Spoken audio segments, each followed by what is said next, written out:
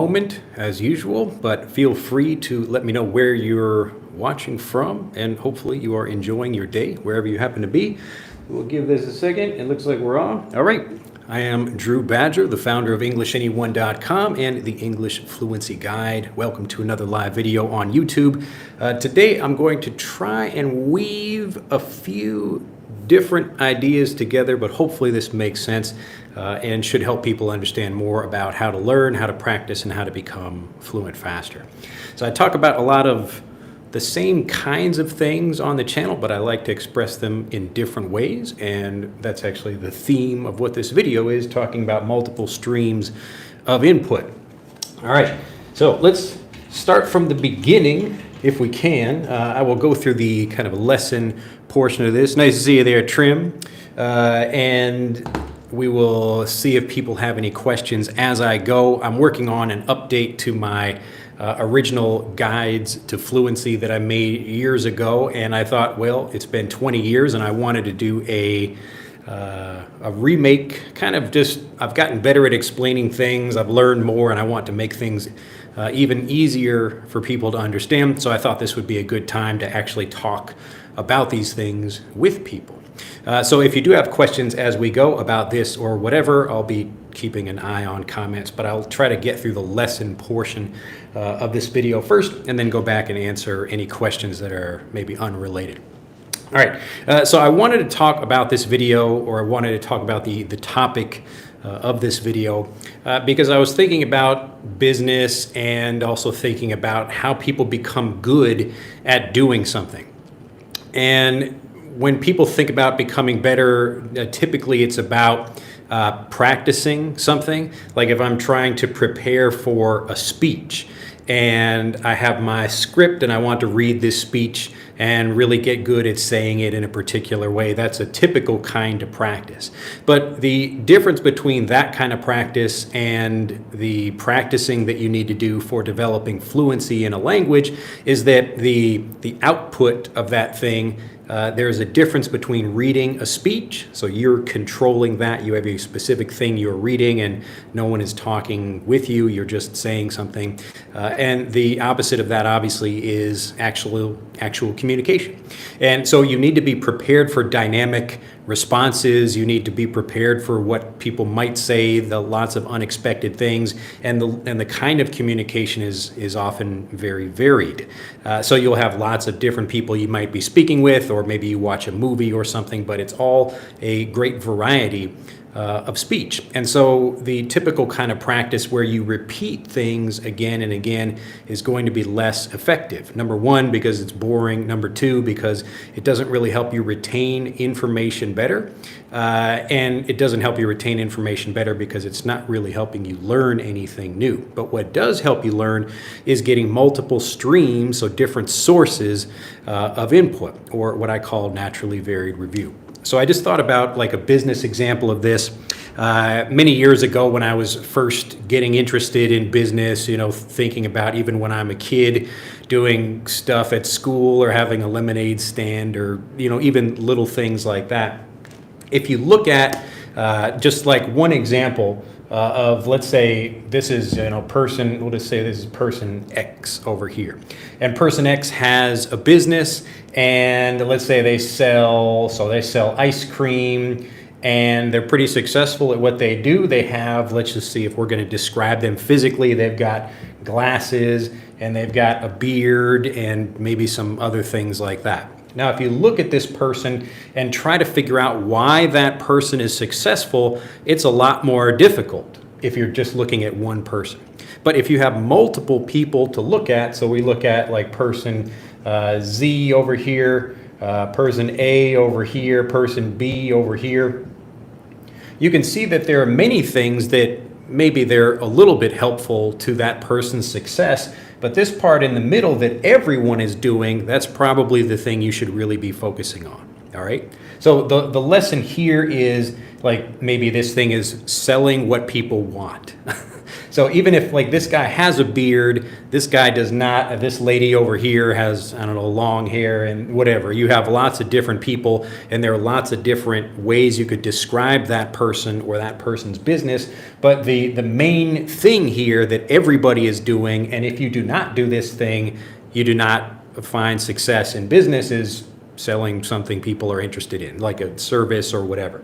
So the point here is that you can learn a lot by studying one person, but you can learn much more by getting exposed to lots of different people. Even a little bit of input, and so this input you can think about is just a different example of another person running a business. So if you talk with 10 different people who are all running businesses, you might find what we call here the common denominator. So this is the thing that everybody does, or everybody, like, if you do this thing, you'll probably be more likely to be successful.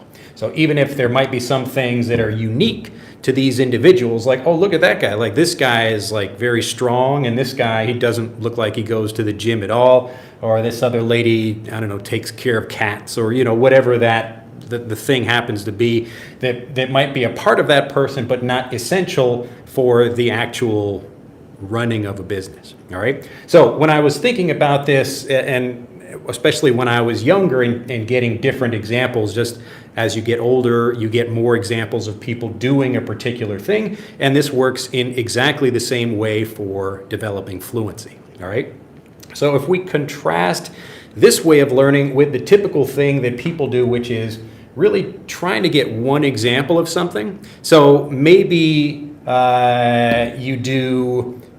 you could learn something or get a translation of a word or phrase, but if you only get that one thing and listen to that again and again, it's not going to be as helpful as getting many different examples of that same thing, which really help you understand that vocabulary very well. So as an example, rather than just hearing only me speak, you also hear a few other people talking about the same activity, or even just using, it could be the exact same speech, like I'm reading a speech, but you're hearing it from different people. All right. So this idea here of getting multiple sources of a particular thing, that's what really is going to enable you to get fluent faster, primarily because it actually mirrors what's happening in real communication. All right.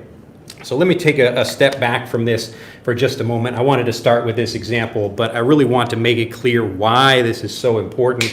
And that it's much easier this way than trying to do what people typically do when they think about practicing. And so when we talk about like how to practice, Practice, I can't read and spell and talk at the same time. Practice, practice. So when people think about practice, they typically think of learning as like a separate activity. So you learn, and then you practice. So you go to a classroom and your teacher gives you some kind of example or whatever. They're teaching you some vocabulary, and then it's your turn to practice what you learn. And then this practice is typically split into two different things. There is self-practice, and this is where you could be either just looking at flashcards, things like that. You're trying to talk with yourself, or you could be speak with other people. All right, and that's basically it. And so usually what happens with this is if you're learning by yourself, like this again could be split really, as I just mentioned, as like studying. So study or review, like the flashcard example, or you're trying to talk to yourself, like self-talking. And then this one again, it's just trying to speak with other people. Now, this one, it can be really difficult because, as I mentioned at the beginning of this video, this kind of repetition is very boring. So typically when people are studying something, they're just repeating it, they're reviewing the same thing in the same way over and over and over again. And some students are good at that, but obviously it's more difficult for people if they don't really understand something and they're just trying to repeat it and hopefully they understand it better. But usually that doesn't work because you're not actually learning anything new when you repeat information. And then the same thing with talking to yourself.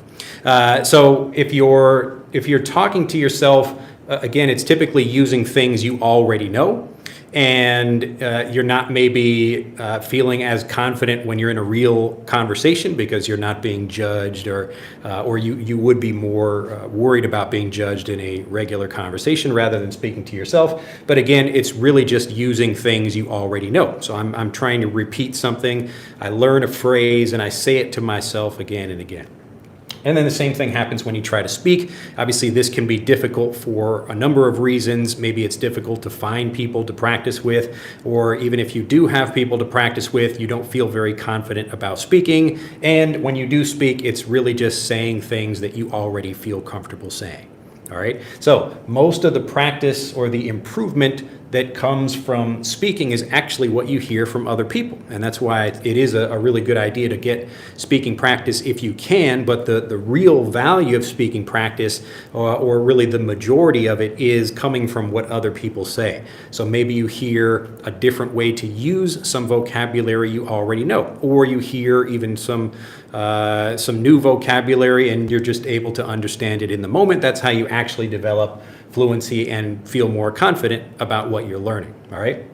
So this is the typical way. Like this whole thing is we can just when I talk about learning English as a second language, this is basically the idea. So you spend some time learning and then you try to practice what you're doing, but the practice is typically, for a number of reasons, quite difficult to do. So even if you have people to speak with, maybe you don't feel so confident or comfortable speaking with them, or you're not really feeling very confident about the vocabulary you use, so you still only say simple things. And this is why a lot of people complain that they're not making more progress even if they try to speak. All right, they maybe say the same things again and again and don't really feel very confident about that, don't really feel like they're learning more, or kind of eliminating the doubt that stops them from using more interesting things or different vocabulary, whatever. So people get stuck in this way, and that's why I mentioned the opposite of this is just getting multiple streams of input, or what I call naturally varied review. And so instead of trying to repeat the same thing again and again, I really want to hear different people saying things, hearing people express things in different ways. It could be like a child saying something or an adult talking about that same thing. I gave an example I think in my last video about going to a library. It looks like Taku just mentioned, is it effective for adults to read picture books? Absolutely. So I'll just mention this very briefly. I was at a bookstore, so I live in Nagasaki, Japan. I was at a Japanese, or I guess they're all Japanese stores really, but this is a Japanese bookstore, and it was, I guess because we're in summer right now, so there were a bunch of books about kabutomushi. So these are Japanese rhinoceros beetles. And so I could read just one book. So the same kind of idea, instead of drawing my Venn diagram of like circles, we can use books for this same idea. So if I read one book about something, I could probably learn quite a bit from that. Maybe I could read it again and again so I really understand that thing. But if I got to sneeze. Oh no, it left me. It's going to come back for sure. So if I read one book, yes, it's going to be helpful for me. I will kind of plateau. I will basically learn, like the learning process is like this, and then I stop learning because I'm not really getting any new information from that book at some point. So I first start reading it. Wow, I'm learning a lot, and then I stop. So to not plateau in this way, I need to get another book. So another book that's also talking about the same kind of thing. And so in my example, I do read a lot of Japanese books for kids, which have pictures in them, which make it easy for people to understand. That's the whole point of a picture book. So when children are learning a language, it's when people talk about, like, should I listen to the language and I can improve by just listening, I say, well, the goal is not to listen to the language. The goal is to destroy the doubt that stops you from speaking. And if I'm trying to learn a language, I wouldn't just cover my eyes for no reason. I want to learn with my eyes or my hands or my ears or however else I can connect with the information to really understand that and destroy the doubt. All right. So, of course, kids' books or any book with pictures in it, just like a movie, is going to be helpful as well because you can see something and connect the situation in the book or the movie with that vocabulary. So even very simple things. I have a daughter, like I have two daughters, and my younger daughter, she likes this book called Big Bear, Small Bear, I think is the name of it. But it just contrasts a bunch of examples like a big bear with a small hat and a small hat, or a small bear with a big hat. And so you can look at these examples. If I only said that, it would be much more difficult to understand what's happening. But because you can see the picture and hear the explanation of it, then, wow, you're going to feel a lot more confident about that. So that's why I do recommend children's books. And I made a video specifically, I think it's called These Books Get You Fluent in English. But it's talking about the same basic idea. So number one, yes, you really want to be getting lots of input like that, but it's the multiple streams of input that allow you to really understand something, even if you're learning by yourself. All right, and that's the most important thing. So when people talk about like people will ask me, how many words do I need to know to speak fluently, or how long do I have to learn? And I really want to make it clear for people that the amount of time is not so important. What is important is how quickly you destroy the doubt about particular words or phrases or pronunciation or whatever. So if I'm spending, let's say I have my timeline here, if I spend a year, so this is 1 year, if I spend 1 year trying to study something, but I don't really understand it very well, even if I repeat that thing again and again, every day I'm trying to read something, but I still don't get it. I don't really understand. I could spend a year doing that and I'm not really improving, even though I spend a year doing something. But I could, if I spent that same year, I was getting all these different moments of oh, I actually understand that thing. Now I can move on to the next thing. All right. So the point is not like, instead of trying to take one thing and it takes me a whole year to understand that, I want to get lots of these points of understanding where I really feel like I'm understanding something well, and I'm destroying the doubt that stops me from using that thing. So if I have any kind of doubt about pronunciation or whatever, then that will stop me from speaking. All right. And so rather than trying to repeat something, or get lessons that you don't really understand that don't destroy the doubt, it's much easier. That's why we get these multiple streams of input, all right? So not just getting one example of something, it's usually like the third or fourth example that really helps you understand the essence of that thing. So if I'm teaching some vocabulary, typically I will give a few examples of something so that people really understand, oh, okay, like the first time I might not understand it very well. The second time I might not understand it either, but altogether the variety of them lets your brain understand that thing very clearly, all right? And one last thing to point out about this before I answer some questions, and that is, it doesn't really matter what order you get these things in. The point is more that together, it's all of the input together that helps you understand. All right. Now, let me go back and check, but that's the basic idea. It's a pretty simple idea, but I thought it would be interesting to try to explain it in this way. So rather than the typical things you do by yourself, like trying to practice by repeating something in a textbook again and again, it's much better if you don't understand something right away, move to something else. All right. Like if I'm not making the language clear, then find someone else to make the language clear, but you need to find someone to do that if you're unable to do it yourself. All right. But that's the whole point. So how quickly can you understand something and eliminate the doubt? And if you can eliminate doubt quickly, then you can start speaking. All right. So you don't need to spend years practicing or doing whatever. The whole point is just to be able to do that thing very quickly. And again, trying to understand something, trying to deliver understanding to your brain.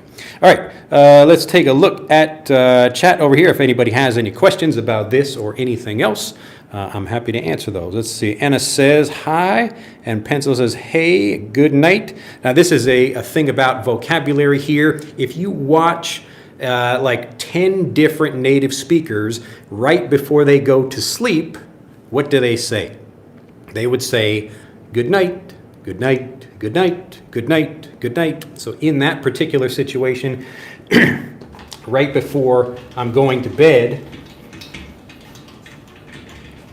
like a typical English lesson would you might get like a picture of something like this. So here's a person, they're kind of lying down. I'm going to draw this. This is they're in bed. So this is me. That looks kind of funny. Let's see if I can make that a nicer picture here. So there's a person lying down. We got here's the moon over there. So what do we say in this situation? Oh, it's good night. Now over here we have a different situation. Maybe it's here's a guy. I'll put a little tie on him and a shirt. And it's kind of nighttime, but he's still awake. Maybe he's outside doing something. He says, good evening. Now, in a typical lesson, I can just tell you, oh, before you go to bed, you say good night. And if you're still in the evening, but you're saying hello, good evening, like good evening, I'm not saying good night to people. Good night is what you say at the end of something or right before you go to sleep. So in the evening. But rather than just telling you these things, if you get to watch a bunch of different people right before they go to sleep, you see some lady, she turns off the light in her room and she says, good night. Good night. Like there's a book I read to my kids often called Good Night Gorilla, and there are actually many books about good night something. Good night moon, good night gorilla. And as you see all those, you're actually getting that same idea of multiple streams. Look at that, we get multiple streams of the input. All right, so this is why typically when people make a mistake, something like this, like if they see me in the evening and they say good night, I think, oh, like you're leaving already? Like, no, good evening is what we say. But rather than just kind of making it clear what your mind is, it's the varied review that really makes you feel confident, helps you remember the vocabulary so you use it fluently. All right? So again, this is why I'm always recommending, rather than you trying to learn something just like from one source or from one textbook or whatever, the point is to get lots of examples. All right, so I just wanted to make that clear. I've seen this before. I'm guessing either you're like the time to say good night on a chat like this would be if you're about to go to sleep. So maybe you're just saying very like good evening or whatever is when you're joining the chat. It's at nighttime for you. But if you are about to go to sleep, you're leaving the chat before that, you would say, well, good night. And then everyone would think you were leaving, because good night is something we say when we say goodbye, the end of something, all right, in the evening. All right, so good example though. All right, and Marilla says, hi, and Ben Wong, comprehensible input, yes. And so I want to be clear about comprehensible input, the point like that you can understand what's happening. So I'm getting some information, and maybe I understand it perfectly, maybe I don't. But typically when people hear things the first time, they might not understand that perfectly. And they still might not feel confident about using that thing. And that's why you need to get review, but rather than just repeating the same thing again, you should get these multiple streams of input, these different varied examples, the naturally varied review that helps you understand the vocabulary so you use it fluently. All right, so this is why often natives, like without speaking, reminding you here, you don't need to speak to do this. You can just watch other people, watch what other people say in different situations. So right before people go to bed, what do they all say? They say, good night, good night, good night, good night. But if they're still awake and they're greeting someone, like after work or something like that, they say, good evening, good evening. So you watch a news show at night, they're going to say good evening before they say good night, and they probably won't say good night either. All right, so I didn't want to spend too much time on that, but let's see.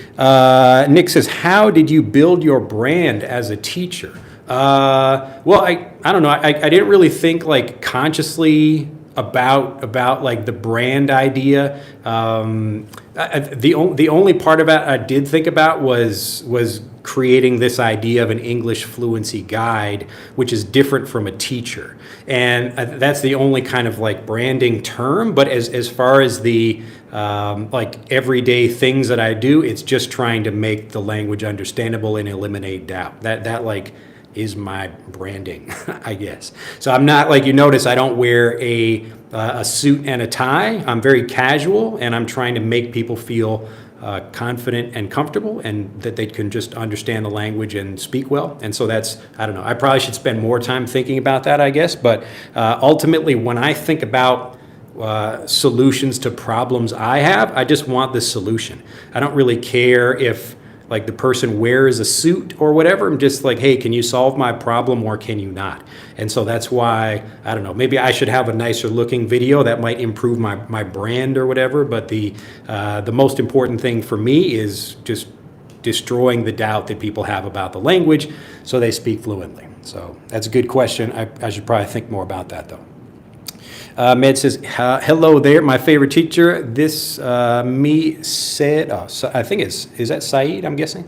And I'm so happy to be here. And the interesting thing was that I was watching a live from October 2022, and then they sent me a notification. Well, that's great. Well, you can go back and watch that one after we're done. Ben Wong says, I feel watching live stream on YouTube is a good way to get comprehensible input. There are a lot of American streamers. Yep, there are. So you can watch live video or even people just making unscripted content of some kind. Now, it's not a bad thing to get scripted content, but it's important to see how people really communicate, and that's the reason I do these live videos. So I could make a video, I could write a script, and I could plan it out very carefully, but interestingly, those videos are typically less popular than me just talking. And for me, even watching, like for learning Japanese, I like just watching unscripted people talking about things because that actually shows me how to communicate. All right. So it's a different thing, like I mentioned at the beginning of this video, about reading a script or something rather than trying to be able to think quickly and respond automatically. Let's see. Did I get? Let's see. Casavarol says, hey, viva la France. Tarek says, Nick, I would guess hard work is the main part of it, along with establishing your credibility. Bridget says, hello, dear teacher. Just a quick note about that, Tarek. Like, I mean, hard work. I don't know. I think that like the credibility part of doing something is more, can you consistently deliver value, and are you able to, I guess, over a long period of time, show that you can do that? And just as people, we are more likely to trust something that's been around longer. So if I go to a business for the first time and it's their first year in business, I might think, I have no idea, they have no reputation. It might be really good, like let's say it's an ice cream shop. So I go to that business and maybe the ice cream is really good, maybe it's not, I don't know, it's been there for 1 year. But if there's another ice cream place that's 100 years old, I can guess they're probably pretty good at what they do. So there is part of that, like, establishing the, kind of part of the branding of something like that. But the important thing for me is like, just actually delivering value to the people who watch my video. So if you come to my video and I can help you understand something better so you feel more confident using it, then I will have done my job. All right. So that's the best thing I can do to establish my credibility. That's why I don't have a bunch of like video testimonials. We get videos from people about how they've improved with our lessons, but maybe you'll believe those, maybe you won't. The best thing I can do is just give you examples and help you understand. And if you feel more confident, that's the best kind of credibility I can get.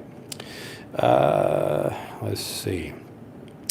And Ben Wong again, I think that learning a language is like a long road. I think that people have to experience a lot with the language to go through a lot of different levels in order to acquire the language. Yeah, I used to think that, but I don't think anymore. So the problem is not the amount of time, it's how quickly you can get those moments of understanding. And often a lot of time, I'll put my... Can everybody see the red marker? I guess it maybe 30 minutes into the video, it's maybe a bad time to ask, but I don't know if some people might be colorblind or they're unable to see a particular color. I don't think anyone mentioned that yet, but I'll switch to blue just in case, just to make it more interesting for people. So here again is our timeline, and you improve. I'll draw this like kind of horizontally and vertically for you to notice improvement, but you improve your ability to speak as you destroy doubt, and that typically happens in specific moments you can feel. So if I'm teaching you something, or you're whatever you're learning, you hear something or you see an example, that aha moment when you think, oh, I actually understand that thing, that's where you get some kind of improvement. So you actually feel you understand something better.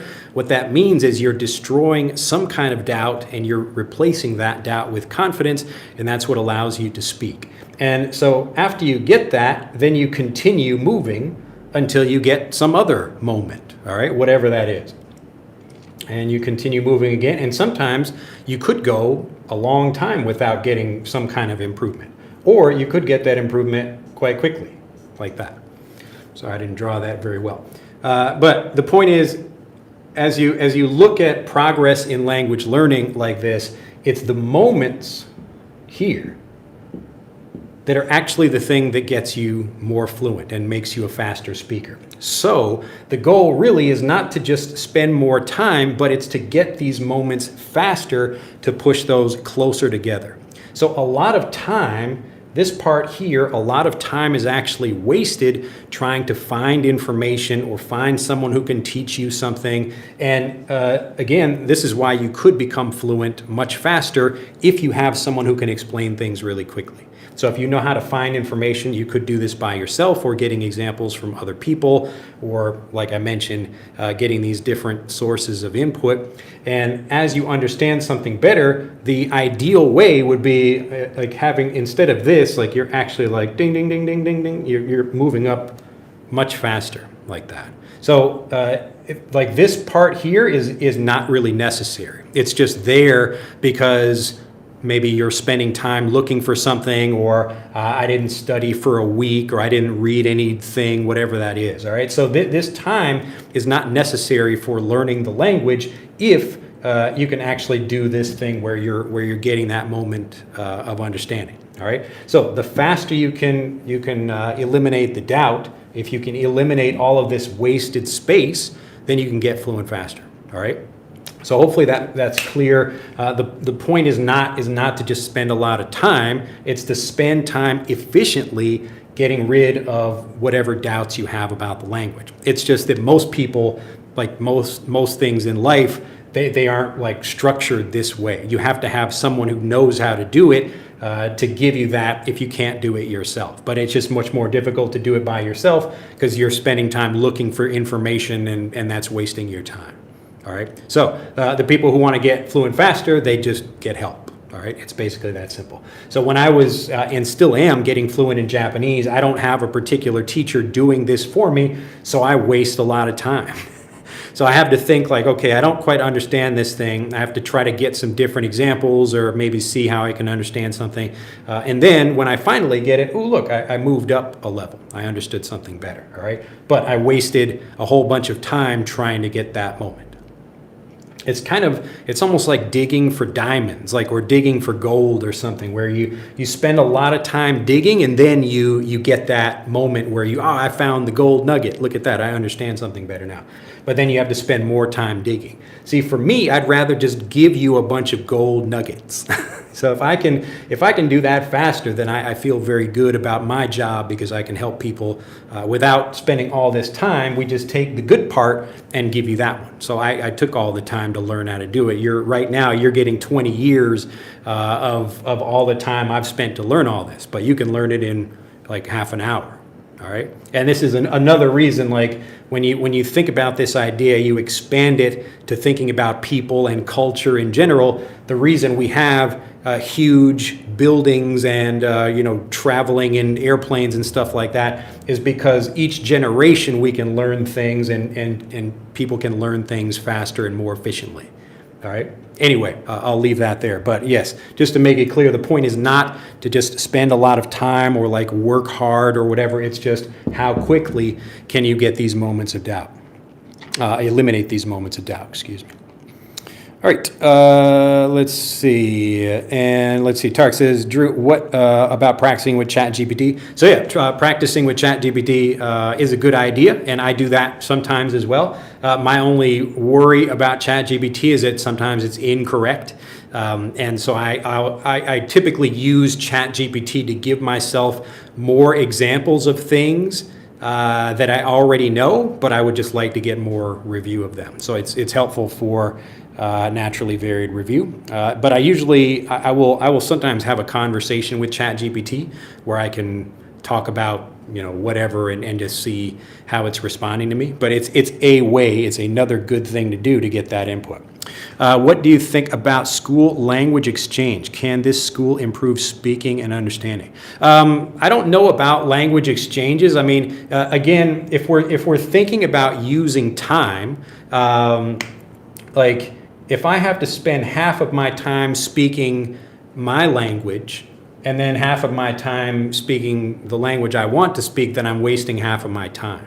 And most people would prefer to get fluent faster in general. I mean, maybe some people would like to get fluent slowly, I guess, but in general, the learning process is very inefficient normally. So if you could actually compress the amount of time or how quickly you can get these moments of understanding, that will get you fluent faster. And so anything that's going to make that process slower, even if I have like a language exchange where I can talk with other people, if their language ability is really good, even if they're not a teacher, maybe it's just a native speaker I'm speaking with, just having conversations with people is helpful in that way. And maybe I would spend some of my time speaking in English to hear someone speaking in Japanese, but I'd rather just speak all in Japanese if I can.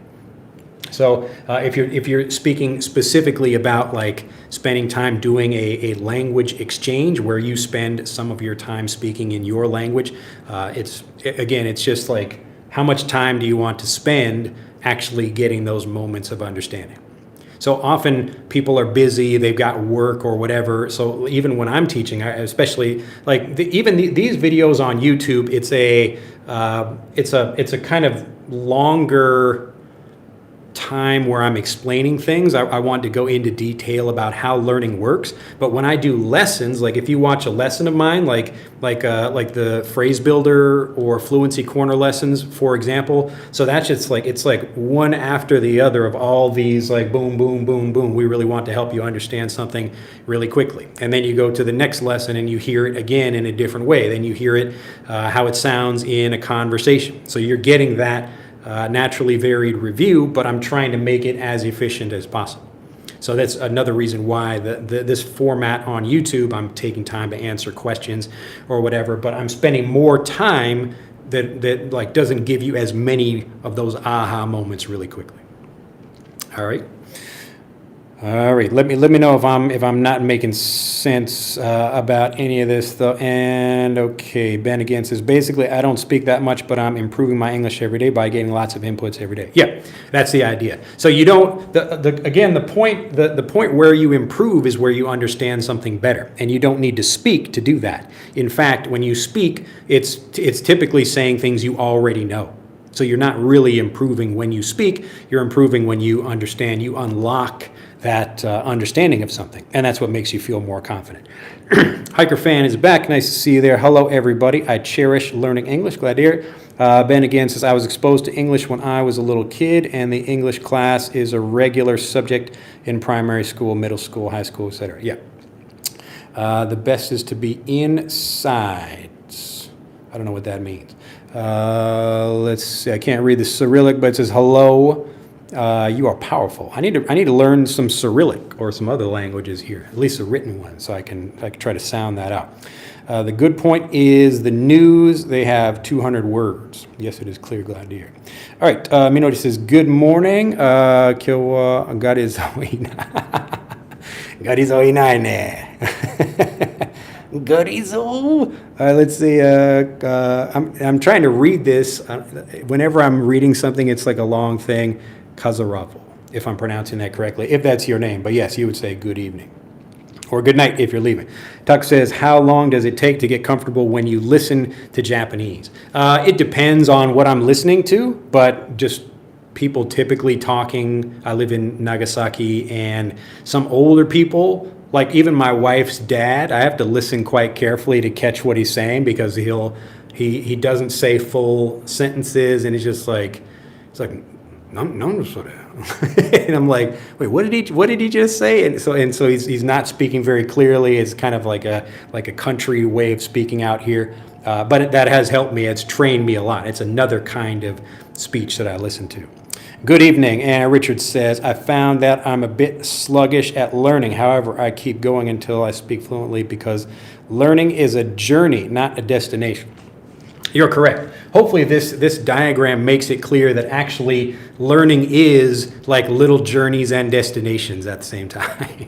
So the journey is kind of like the time you spend searching for something, and the destination is when you understand it. And then you begin a new journey of trying to understand the next new thing. All right. So if you can be efficient about how you do that, and most people are not, I mean, even me, like trying to teach myself a language, it's like, all right, well, what do I learn next? And how do I go do something? I have to figure all that out because I don't have a specific teacher that's telling me how to do anything. I can't read Thai, unfortunately, but hopefully that's a nice comment. Let's see, Ingrid says, your videos are really useful to me. Thank you, glad to hear it. The Toy, greetings from Brazil. And Jack says, what does it and when to use it? Thanks. You mean the word it?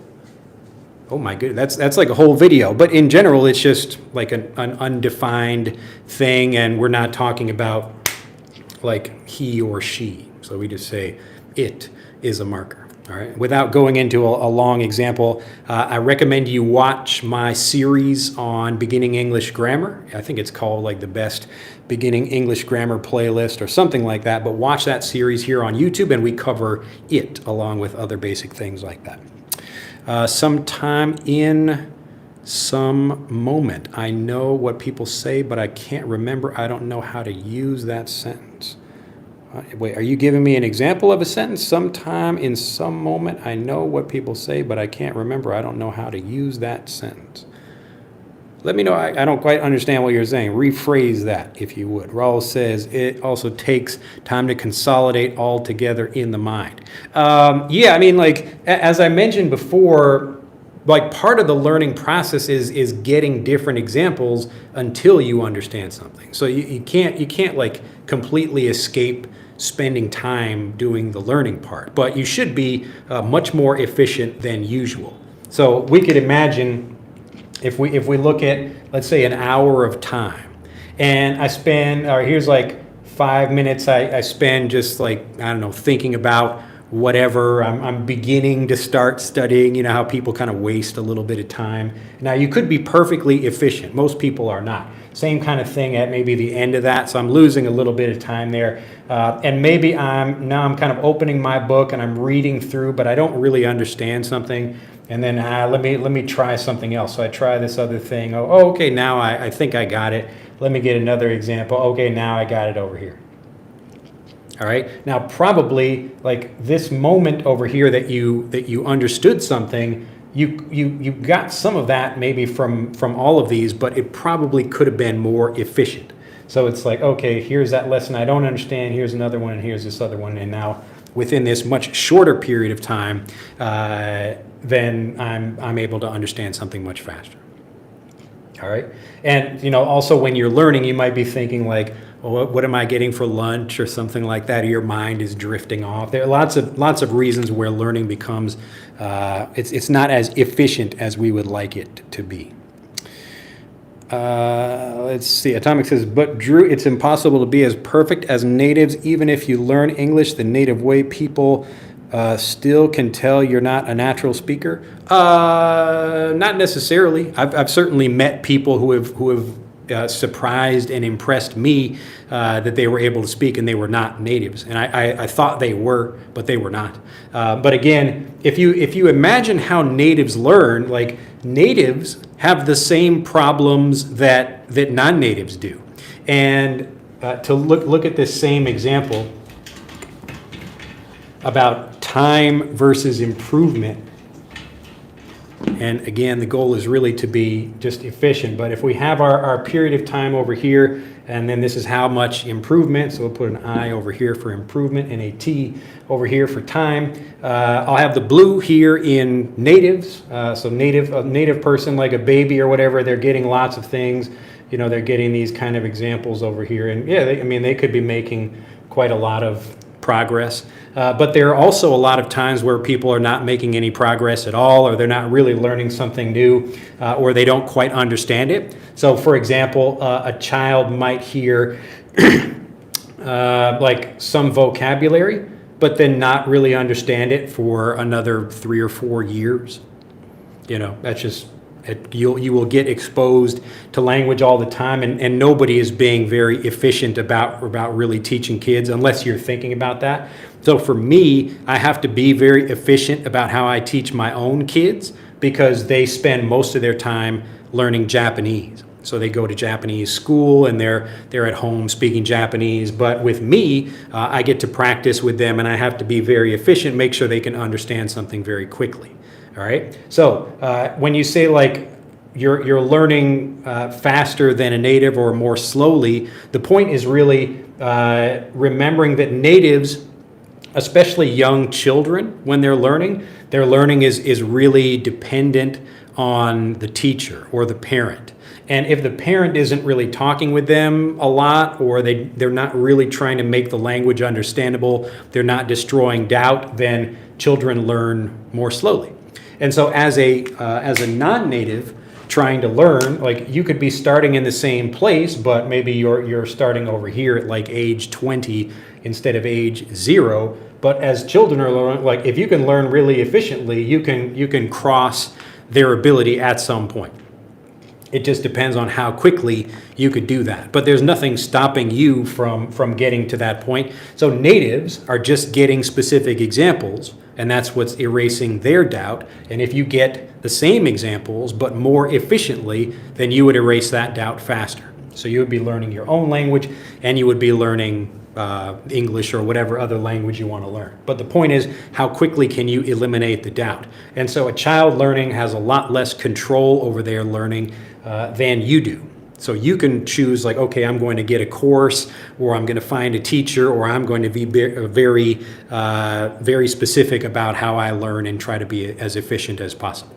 So a lot of people, like, they're watching YouTube videos either for lessons or for things about how to learn. All right. And in general, like there are lots of both of those things, but the core idea is just how quickly can you destroy the doubt that stops you from speaking.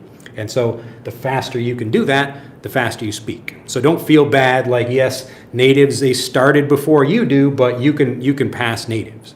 All right. Again, most people, like they kind of get to a certain point, and then they don't think as much after going to school or whatever. They're not learning as much, but you can spend your time doing that. So me, like, I can know some Japanese words that maybe Japanese people don't know, because I'm just spending my time studying things that maybe they don't know. So it's not like I could never really maybe become a native, but I could be talking on the phone and surprise some people, and they think, oh, like maybe my pronunciation is a little bit different just because the way my nose and my mouth sound different than a Japanese person. But in general, I can communicate just fine. And so don't feel bad about natives, being able to have a head start on you. It's just spend your time learning as efficiently as possible. It's Maria. Okay, yeah. I'm always trying to think like what particular, if I can, because I can read some of that. Yeah, the P is like an R, and then okay, Maria. Glad to hear. Well, thank you very much. Is that the same pronunciation as well? Is that are you maybe is that like Russian, Ukrainian? Let me know. Something else. Let's see. And so David says, isn't there an earthquake problem yet? Be careful. Not that I know of. I mean, there are earthquakes all the time, at least certain small ones. And we had an earthquake, I think, a couple of days ago, but nothing that was bad here. Let's see. San Martiniano. Okay. Hello from Argentina, Tierra del Fuego. I think you guys get some earthquakes down there too. Sun says, are you in Japan? Beware of earthquakes. Yes, well, I can't, I do what I can. I guess I try to stand in the doorway, so nothing falls on my head. But I've been okay so far. Nagasaki, in general, is pretty good for earthquakes. We don't really get strong ones here. Tom says, late again. Sorry. Morning, Teacher Drew. It's my pleasure. And Anna there. Let's see. Can you explain what does it means thinking in English? Like what does it mean to think in English?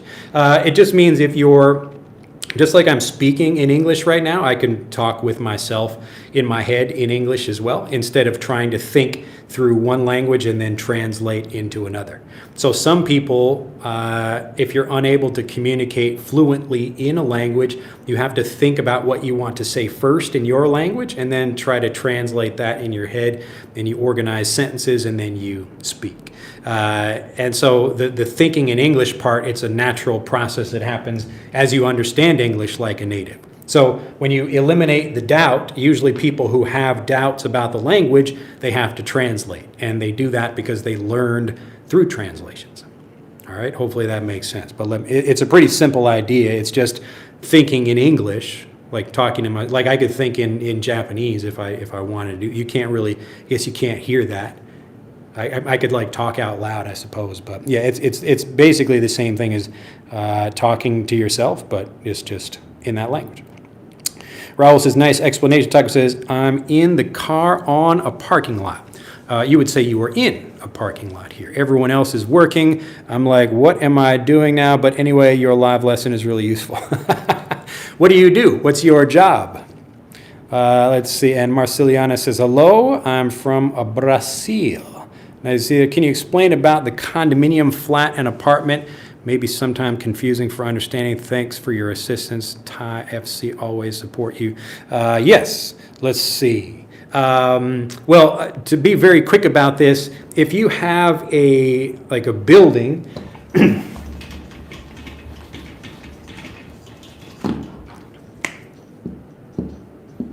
and we have different units in that building. If you rent that is your apartment, okay? If you own that thing, then it is like a condominium. That's typically what people refer to. So you rent an apartment and you own a condo, all right? Now, in the UK, they call that a flat. So you can think about like what floor are you living on, what particular unit of this. That is a flat. But I actually don't know if that applies to like renting a flat or owning a flat also. So I just don't know what that is in the UK. But a UK is referring to something like that. I just don't know if you could rent or own something like that. But in general, this is kind of the definition of it. But you will hear people just say, hey, like come back to my apartment, or let's go to my apartment, even though they own it. All right, maybe people don't say like condo specifically, but in general, in the United States, that's what we're talking about. But ask a British person or check Google if you'd like to know more about what they say in the UK. And let's see, and PK Pingya. That's is that a name, or is that like just your handle on YouTube? Let me know. Sometimes I understand what people are saying in English, but I have trouble remembering it and using it myself. Yes, I'll mention this very quickly. Let's see.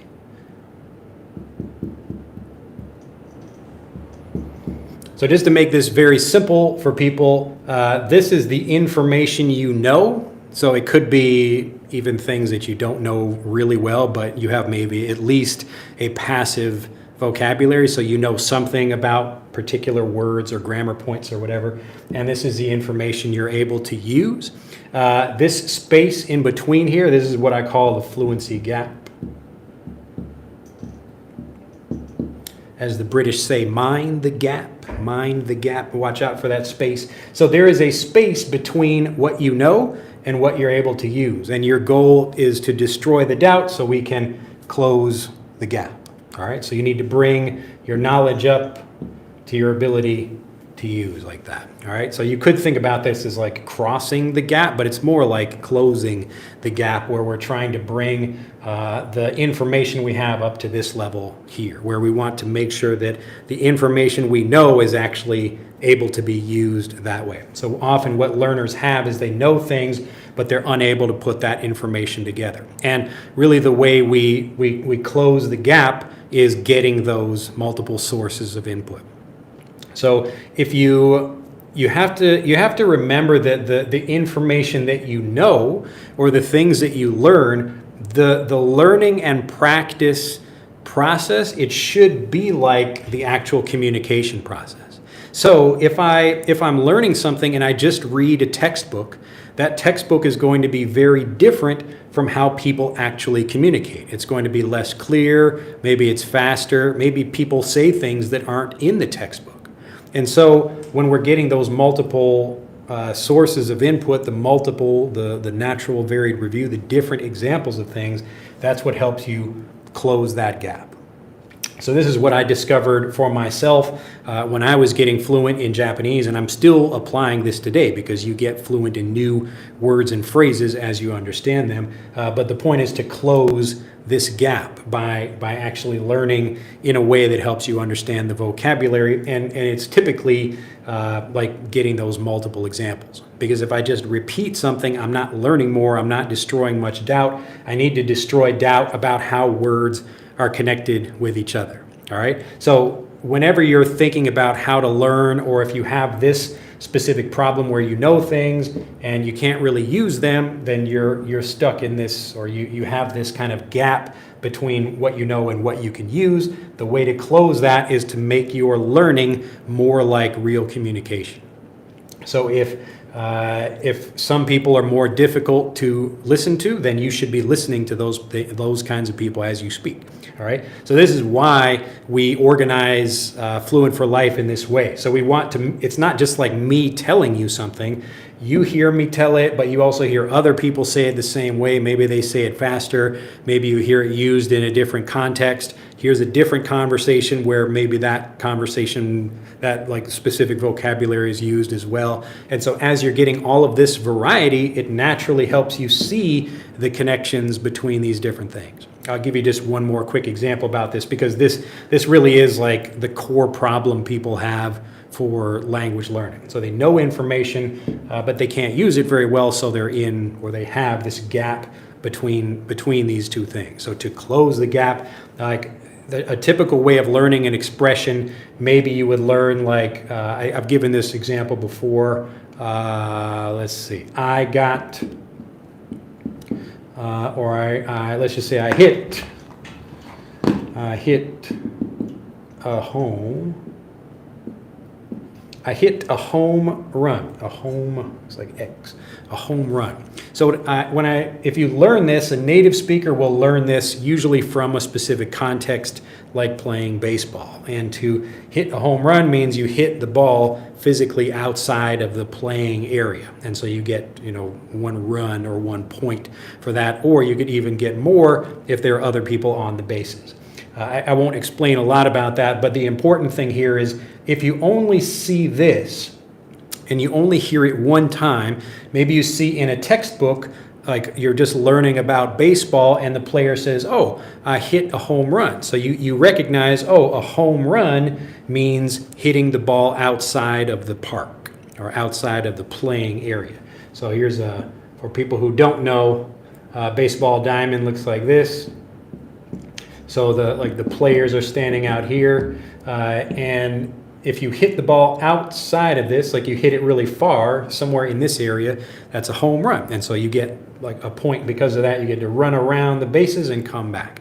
And so if you don't know anything about baseball, and I just told you that story, you probably understand what a home run means. All right, so that's a basic lesson of something. So like if we're talking about our multiple streams or multiple sources of input, I've given you your first example here. Now, if you stop right here, then you'll understand what a home run is. But usually natives are going to get many, many examples of what that means. So another example in a different context would be like I was going out on a date with a girl and we've been dating for a long time and now we're married, I feel like I really hit a home run with this girl. All right. So in that case, a home run really means something special, something great, like a great achievement that you did. Because it's pretty hard if you know anything about baseball. You have it's one of the most difficult things to do in sports because you have a pitcher who's trying to throw a ball really quickly so you don't hit it. And so even really good players, maybe 3 out of 10 times they might hit the ball. That's it. And most of the time they don't. Like they might hit the ball, but they don't successfully get on base. So hitting a home run is a great achievement. So we can apply that to other situations, like I just got a new job, or I maybe was able to do my presentation at work very well, and people say, "Wow, Drew, like you hit a home run with that presentation." All right, and so each time you hear an example of that, you think, "Oh, wow, look at that!" Like multiple examples. All right, so I'm not just giving you one and telling you to reread that story about baseball. You're actually hearing it in different ways and realizing, oh, maybe it came from baseball, but now I could apply it in these other situations. Okay, so this is what I mean. It's just one example of this about these multiple streams or sources of input. All right. So it could be hearing different people say this, or it could be hearing it in different contexts. But notice how quickly I'm able to deliver these. So if you heard, like today you heard the baseball example, and tomorrow you hear the dating example, and next day you hear the business example, it took you 3 days to get that. But if you can get them all at the same time, wow, like you just understood, and now you have a great phrase you can use when anybody does a good job at something. Okay.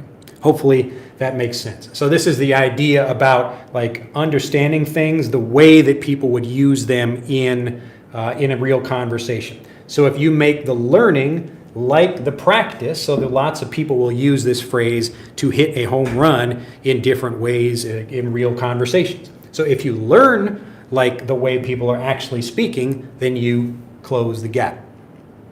All right? Hopefully that makes sense.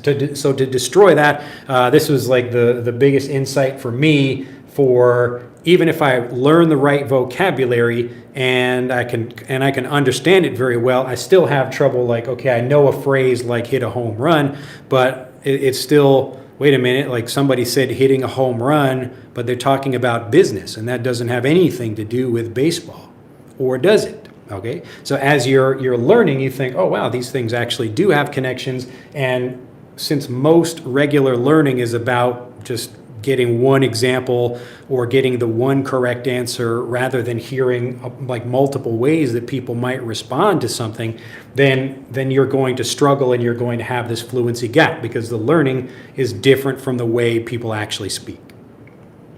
All right, hopefully that makes sense and answers that question.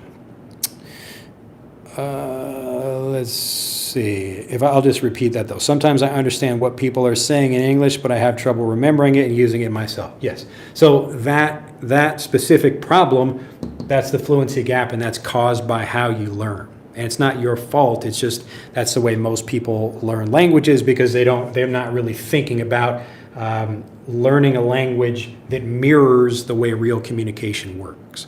All right. So in real life, there's not only one way to say something. In a classroom, there usually is. So the teacher says hello, and everyone says hello to the teacher. Okay? But in the real world, someone might say hello, and I say hi. Hey, hello, how's it going? So there are different ways I can respond to that. So the way you learn needs to mirror the way people actually speak. Let's see. Hopefully I didn't skip anybody here. Let's see. Okay, Etam says, I'm pretty excited since I met you on YouTube. If I try to pronounce an English word today, is because of you. I'm grateful for that. Glad to hear it. For anyone else who would like to improve their pronunciation, if you would like to sound not only like more like me specifically, but just to understand how natives, especially American English speakers, are pronouncing words, you can get Frederick. Just click on the link in the description below this video to download that app and start messing around with that. It will teach you not only the sounds of English, but also show you how to pronounce them and learn them like a native. Leo says, now I'm going to have my dinner. All right, glad to hear it. Let's see. Raul says, it would be awesome. It would be awesome, a teacher like you teaching Japanese. Yes, I would. If you know anybody who does, that would be great. For me, trying to learn Japanese, I have not yet found.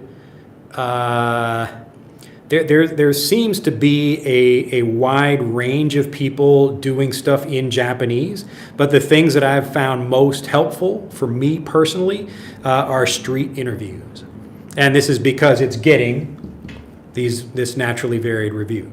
So a person will ask a question, and you hear different people responding to that same question.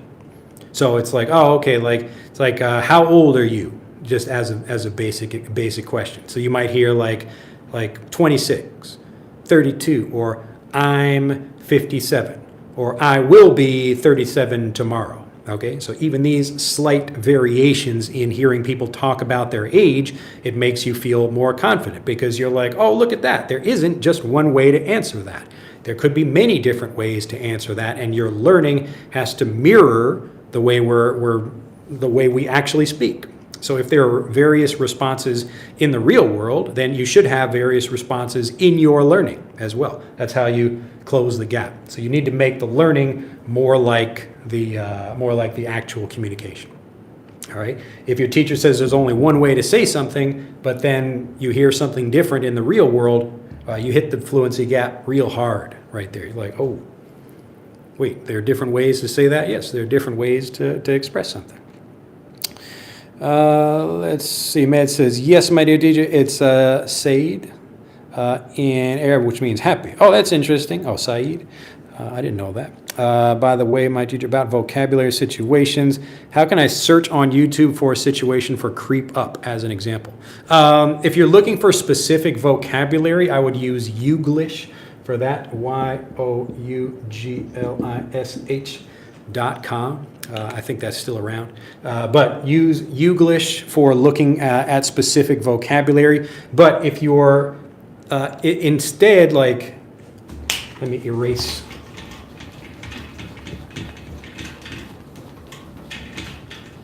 There are a few ways to get this naturally varied review. And let's say we have something. So creep up. So I could, if I already understand this and know what it means, maybe I just listen to different people saying that word, and it doesn't need to be in context. I could just hear people using it, and using something like Youglish would be a good way to do that. But if I think about, if I understand what creep up means, but I'd like to get more examples, a different way of this is like actually watching somebody, if I can, you could probably even search on YouTube for someone creeping, I don't know, to creep up on something else. And then you would probably see some videos of people sneaking up on something else. And so you would get to learn it that way. So there are different situations where one person or one animal might be creeping up, like a lion is creeping up on some antelope or whatever, some animal to eat. Or you could hear about a person sneaking up on someone else, or you could even hear a more figurative version of that, or figurative use of that, where my my last day of school is creeping up on me, or the due date for my paper at school, or my presentation at work or whatever is creeping up on me. So it's like a date or something is getting closer and closer, little by little, like that. All right. So again, there are different ways you can think about that, but this is what we mean about naturally varied review. So this is the kind of thing I do in Fluent for Life. I already know you should be learning this way, and that's why I teach this way. So I want to try to give you many examples of things so you are more prepared for them in real life. And so you should be doing that. If you're learning by yourself, then think about that. If I want to know how to sound like a native, or if I want to know how to pronounce something, I should hear many different people saying the words like creep up. But if I maybe don't understand the actual grammar or the meaning of the vocabulary, then I should get more examples of what's physically happening here, or some situation where I can see it and understand it in some way. Let's see, and Dulce, I'm guessing. Hi, Drew, greetings from Mexico. It's the first time from having the chance to join your live lessons since I started to follow your channel. It's a pleasure for me to listen to you. Glad to hear it. If you know other people who I can help, then do click the like button and tell them about us. Thank you very much. Errol says, I understand you very well, but I need a teacher to teach real English, native English. The student have problem understand natives. Yes, and again, like, as I mentioned before about the fluency gap, if all of your teachers are clear speakers, then you will hit that fluency gap. You will not be able to close that fluency gap. So your learning also needs to have clear speakers. Okay? So hopefully that makes sense. Like if you personally are learning the language and you have a hard time understanding people in real life or movies or conversations, then it's probably because you're not getting a lot of those examples as you learn. All right. So how you learn is how you speak, and so you should be making that connection to close the fluency gap. Hi says, your example is practical and excellent. Glad to hear it. Let's see, and Cloud says, hi, greetings from Poland. It is my first time here. I assume it will be helpful for me. Well, hopefully it will be. Let's see, Wisley says, hello, Mr. Drew. What is the topic about today? I just joined live. It's just talking about how to get fluent and speaking. I kind of introduced it at the end there about closing the fluency gap. But this is making your learning more like or kind of your learning and your practice more like the real world, and you do that by getting naturally varied review. So you need to get these various sources of vocabulary or hearing different people pronounce things. That way you can actually become a fluent speaker much faster. All right, so you have to make the learning like the real communication. All right, so getting fluent in a language is not like practicing an instrument where I try to do something by myself and make sure like people can like, I don't know, like I can kind of understand something a little bit, but that's a different story in real communication. All right. So I really want to make sure I understand something well, and it's much easier to do that if I get a lot of varied responses or a lot of varied examples. Oh, and Rocky there, konnichiwa, or that says a konnichiwa from Kanagawa, Japan. I'm learning Spanish now. Well, enjoy. Will it be a good idea to speak Spanish with English grammatical knowledge? I don't know enough about Spanish to say that, but in general, I would say learn the language you are learning in that language. Wisley says, can you do a recap, please? Let's see. Just watch the video again. The basic idea, actually, I just did a recap. I just explained what I talked about. So he says, can someone learn English from AI? You can, but it's a lot more difficult because you don't know like how to control that learning. So I've experimented with this in learning Japanese, and it takes a while to control that. But I did make a video about this, and there is a prompt I give you that you can use in your learning with ChatGPT or whatever it is you're learning. I gotta be Satoshi Nakamoto. Is that the Bitcoin guy? It's definitely not me. Let's see. Blut says something in Hanguru, which hopefully means something good. I don't know. I can't read it. Scary Man says, hi, how many years do I need to speak clearly and fluently if I learn English not systematically? Well, you could learn for the rest of your life and not become fluent if it's not systematic. But yeah, go back and watch the video again. Right? There are some good nuggets of where I explain things and why they work. But I'll be releasing an upcoming an update to my guide to fluency, and I'll be talking about these ideas. And so I'll put this all in one place for people. Taco again says, getting the same words in different situations to the point where you feel comfortable about confident and comfortable without doubts, right? Yes. And so it's getting examples of how you might hear something, how different natives would say something, and any of these different examples of variety where it could be, here's a situation and how do different people say that.